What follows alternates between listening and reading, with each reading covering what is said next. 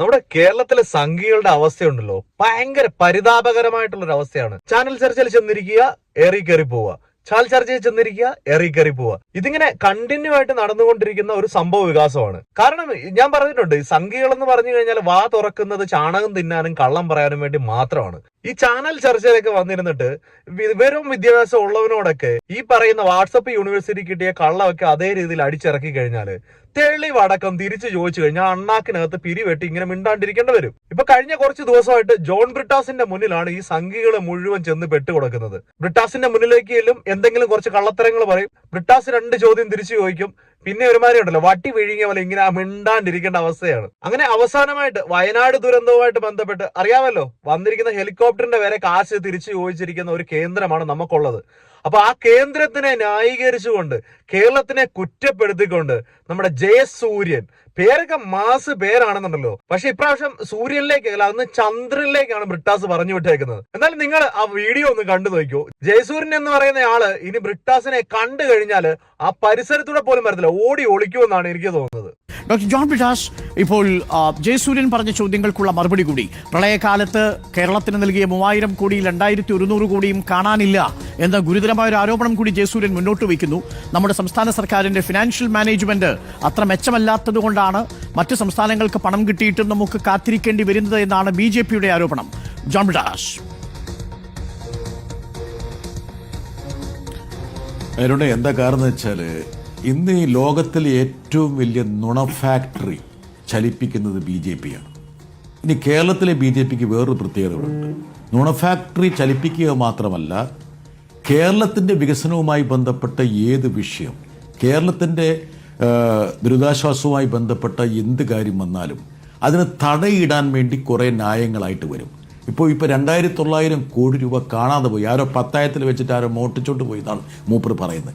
ഇതുപോലെ പച്ച കള്ളം പറയാൻ ഇവർക്കല്ലാതെ വേറെ ആർക്കും പറ്റില്ല. ഇനി ഞാൻ വേറൊരു കാര്യം കൂടി പറയാം. അതായത് വയനാടിൻ്റെ സ്പന്ദനങ്ങൾ എങ്ങനെ മൂപ്പറിലേക്ക് ഇങ്ങനെ പ്രവഹിച്ചുകൊണ്ടിരിക്കുക, അതാ പുള്ളി പറഞ്ഞുകൊണ്ടിരിക്കുന്നത്. ഏതോ സിനിമയിൽ പറഞ്ഞ പോലെ ഞാനും ഇതാളും കൂടി ഏറ്റുമുട്ടട്ടെ എന്ന് പറഞ്ഞത് അരുൺ പറഞ്ഞത് ശരി. അരുൺ എന്താണ് പറഞ്ഞത്? രണ്ടാമത്തെ, ഹൈക്കോടതി ചോദിച്ച ചോദ്യങ്ങളോട് സംസ്ഥാന ഗവൺമെൻറ് സർഗാത്മകമായി തന്നെ പ്രതികരിക്കും. SDRFിൽ നിന്ന് നൽകുന്ന വിതരണം ചെയ്യുന്ന പണത്തിൻ്റെ കണക്കുകൾ ക്രോഡീകരിച്ചെടുക്കേണ്ടതാണ്. അത് മുട്ടിന്മേ വെച്ച് തയ്യാറാക്കി കൊടുക്കേണ്ടതല്ല. ഇനി ഫൈനാൻഷ്യൽ മാനേജ്മെൻറ്റ് സംബന്ധിച്ച് എനിക്ക് ഒറ്റ കാര്യമുള്ളൂ, നീതി ആയോഗിനോട് ജയസൂര്യൻ, താങ്കളുടെ പാർട്ടിക്കാരൊക്കെ നിയമിച്ചിട്ടുള്ള ആൾക്കാരല്ലേ അവിടെ ഉള്ളത്, ഏറ്റവും കുറ്റമറ്റ കൃത്യമായിട്ടുള്ള ഫൈനാൻഷ്യൽ മാനേജ്മെൻറ്റ് നടക്കുന്ന സംസ്ഥാനങ്ങളിലെ പട്ടിക എടുത്തു തരാൻ പറഞ്ഞാൽ അവരാദ്യം പറയുന്ന സ്റ്റേറ്റ് കേരളമായിരിക്കും. നിങ്ങളൊക്കെ ഭരിക്കുന്ന സംസ്ഥാനങ്ങളിലെ അക്കൗണ്ട്സ് ലെഡ്ജർ പോലും ഇല്ല. പിന്നെ വേറൊരു കാര്യമുണ്ട്, നിങ്ങളുടെ BJP പോലെയല്ല മറ്റ് സംസ്ഥാനങ്ങളിലെ BJP. ഇപ്പോൾ തമിഴ്നാട്ടിലും കർണാടകയിലും ഒരു ദുരന്തം വരുമ്പോൾ അവിടെയുള്ള സംസ്ഥാന ഗവൺമെൻറ്റിൻ്റെ പാർട്ടി ഏതാണ്, നിറമേതാണെന്ന് നോക്കിയിട്ടല്ല അവരതിനെ പിന്തുണയ്ക്കുന്നത്. അവർ സർവാത്മന അതിനെ പിന്തുണയ്ക്കും. ഇനി ഞാനൊരു കാര്യം പറയട്ടെ, ഈ വയനാട് ദുരന്തം ഉണ്ടായപ്പോൾ അന്ന് മുതൽ കളവ് പറഞ്ഞുകൊണ്ടിരിക്കുകയാണ്. ഈ അമിത്ഷാ ഞങ്ങളെ നോക്കി കളവ് പറഞ്ഞു. രാജ്യസഭയിൽ ഞാനാണ് ശ്രദ്ധ ക്ഷണിക്കൽ പ്രമേയം അവതരിപ്പിച്ചത്.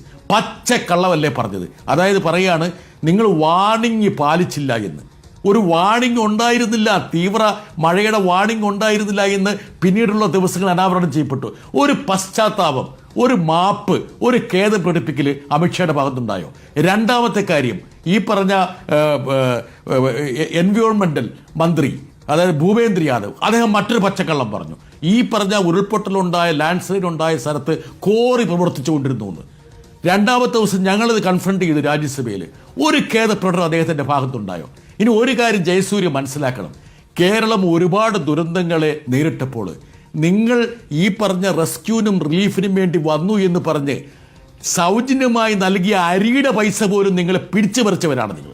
നിങ്ങൾക്ക് കേരളത്തോട് നിങ്ങൾ അവലംബിക്കുന്ന ഒരു സമീപനമുണ്ടല്ലോ, അതിൻ്റെ ചരിത്രത്തിൻ്റെ ഏടുകളിലേക്ക് ഒന്ന് കടന്നു പോയി കഴിഞ്ഞാൽ, അതായത് നിങ്ങൾ വിമാനം പറത്തി 2 പേരെ രക്ഷപ്പെടുത്തി എന്ന് പറഞ്ഞ് ഫോട്ടോയ്ക്ക് പോസ്റ്റ് ചെയ്തിട്ട് അതിൻ്റെ ബില്ലയച്ച് അത് മേടിച്ചവരാണ്. അത് ബില്ല് കൊടുത്തില്ലെങ്കിൽ കേന്ദ്രത്തിൽ നിന്ന് കിട്ടുന്ന സഹായത്തിൽ തട്ടിക്കഴിച്ചവരാണ്.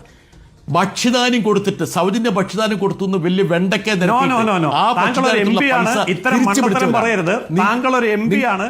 ഇത്തരം മണ്ടത്തരവും പൊട്ടത്തരവും പറയരുത്. അല്ല, ഒരു സെക്കൻഡ് അല്ല, ഒരു നിമിഷം ജയസൂര്യൻ, ഞാൻ അങ്ങേക്ക് സമയം തരാം. കൃത്യമായ അതേ സമയം അനുവദിക്കാം. സംസാരിച്ചപ്പോൾ ഒരു മിനിറ്റിൽ പൂർത്തിയാക്കണം ശ്രീ ജോൺദാസ്. ഞാൻ നിങ്ങൾ സംസാരിച്ച് ഞാൻ നിങ്ങൾ ജയസൂര്യ, നിങ്ങളോടൊന്നും ഈ കവലയിൽ വെച്ച് അടികൂടാനൊന്നും എനിക്ക് താല്പര്യമുള്ള ആളല്ല.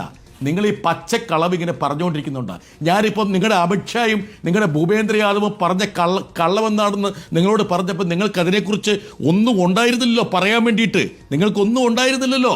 ഇനി ഞാൻ ഒറ്റ കാര്യം ചോദിച്ചോട്ടെ, നിങ്ങളിപ്പോ കഴിഞ്ഞ ദിവസം എനിക്ക് പറയാനുള്ളത് മിണ്ടാതിരുന്നത്. നിങ്ങളുടെ ചാൻസിൽ കയറി ഞാൻ സംസാരിക്കുന്നത് ശരിയല്ലോ. ശരി. എടോ നോണയാ. ഇതുവരെയും ആരോഗ്യകരമായിട്ടാണ് നമ്മുടെ ചർച്ച പോകുന്നത്. ജയസൂര്യൻ അമിത്ഷാ നുണയനല്ല. അമിത്ഷാ നുണയനല്ല. ശരി. മോദി നുണയനല്ല. ഒന്നാമത്തെ കാര്യം ആരും നുണ പറഞ്ഞിട്ടില്ല. പിണറായി വിജയൻ നിങ്ങളുടെ ഒരു സെക്കൻഡ് നിങ്ങൾ അവിടെ